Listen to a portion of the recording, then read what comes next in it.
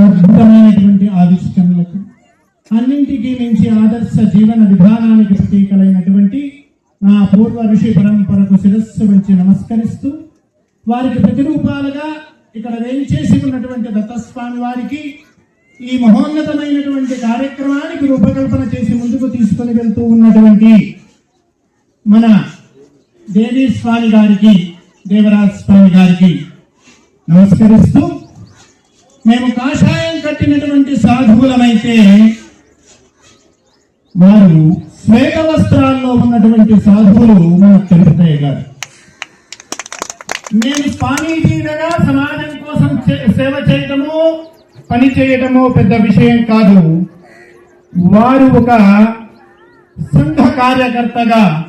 ఈరోజు గ్రామ వికాసం కోసం అహర్హము 24 గంటలు కూడా